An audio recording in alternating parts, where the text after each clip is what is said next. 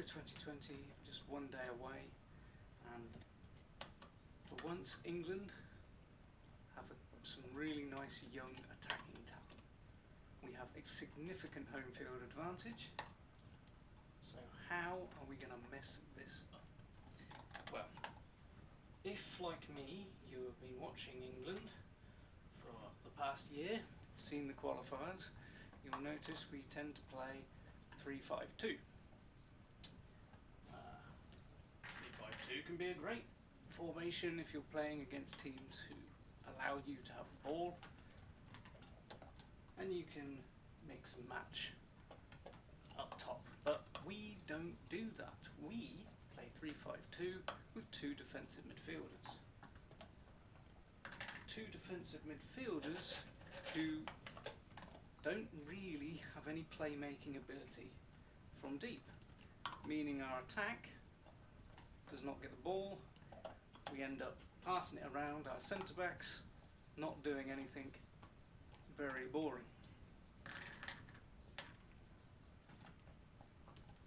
So we have a great attack this year. Young pressing monsters, all have fantastic seasons. So we're going to play 3-5-2, two defensive midfielders, and only have three of them on the field at any one time. You know it's going to be Kane and Mount, and the other one's going to be Grealish. I mean, you're going to be leaving out, what is it, Foden, Saka, Calvert-Lewin, Sancho and Sterling. Why are we hamstringing ourselves? It just... I mean, if Southgate does prove me wrong, I'll be very happy if he goes with one defensive midfielder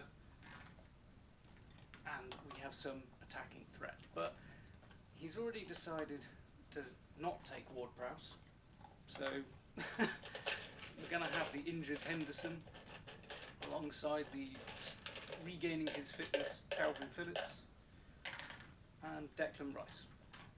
It just seems like it's just going to be another pathetic tournament for England, and it really shouldn't be. We really do have a good set of young attacking players, and we should be utilising our strength. And I get the feeling that we're not. Why is he bringing Maguire and Henderson? Why do we have right backs? Because they're good footballers who can play in other positions but haven't played in other positions, so then we think, we should then play them in midfield when they have no experience at midfield at club level, let alone international level. Does that not seem completely mad to you? It certainly does to me. And Maguire is a big no-no for me. The guy hasn't played football in ages. That injury is it's just not easy to get over. And if we do well in the group stages and we go into the knockout rounds, are we then going to put Maguire in and, you know, basically an unfit defender upsetting everything that's happened in the group stages, where they've begun to know each other's weaknesses and strengths, and we're just going to mess all that up to put Harry Maguire in? Will he really make us a better team after 3 games? No. I just don't think he will. I think it's a bit crazy. Now, having said all that, I could be completely wrong. We could dominate games, smash all the teams and go forward. I've just, on the evidence, I have not seen it. So, I don't know. I do think we're going to mess it up. And I really hope we don't. I personally think Croatia will be our hardest opponent. I mean, the squad, on paper, we're a better team. It all depends on what Southgate decides to do. Is he going to go this defensive route, or is he going to actually utilise our players well and go on an attacking spree? And win the matches. Scotland, let's face it, if we don't beat Scotland, he should be sacked on the spot. Czech Republic, everything I've seen from Czech Republic is they're kind of rebuilding their team. They're not quite there yet. We should be able to beat them as well. I'm confident we'll get out of the group, but I'm not confident we'll win the group. And I'm certainly not confident we're going to go much further against any competent teams. After watching the recent friendlies, Austria, I thought, should have scored a couple of goals, maybe more. And Romania, I didn't think much either. But then again, we weren't playing our full strength teams. We didn't have the Man City and Chelsea players there. It could all be very different with them in the team. Even with them in the team though, if we play this 3-5-2, he seems hell-bent on playing with two defensive midfielders. I just do not see us getting very far. So, how would I solve the situation? Well, I would probably go with a 4-3-3, which England haven't done, well, as long as I remember. You done?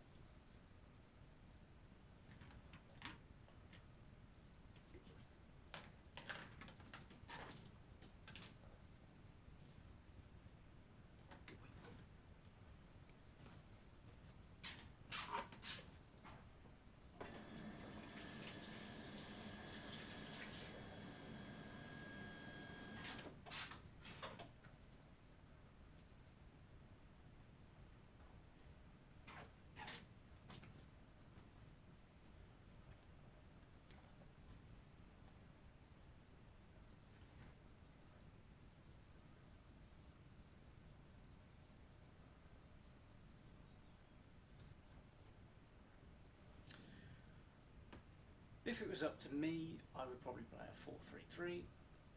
I would have, as much as I think he can be a liability at times, John Stones is a great passer out from the back most of the time. He's a decent defender. He can score goals when from corners and so on and so forth, free kicks.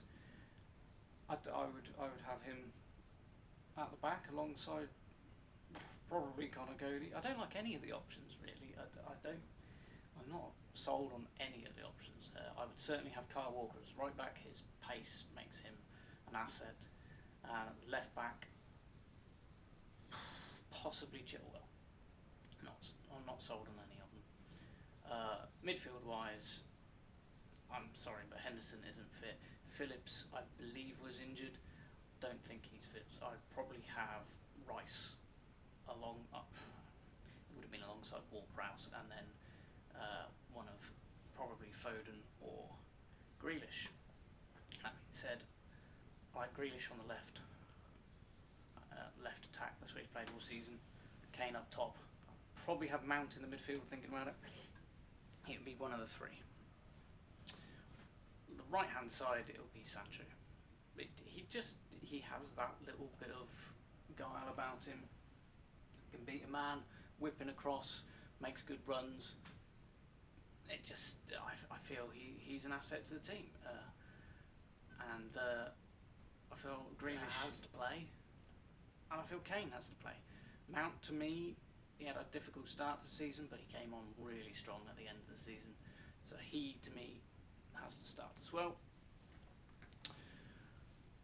And, well, the other options would be 4-2-3-1. Don't particularly like that formation either. Leaves us exposed quite a bit. But again, that's another one that we can go with.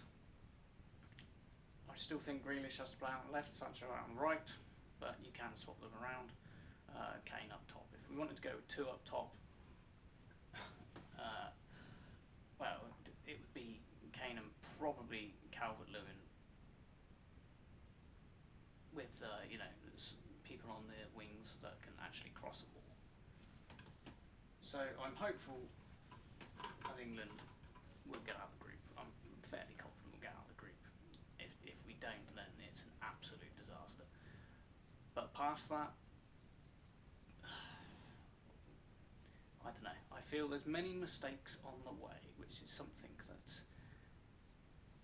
we do without even thinking about it.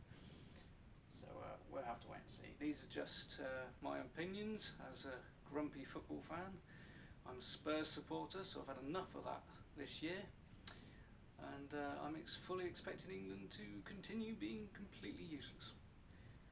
Let's hope Southgate and the boys can prove me wrong.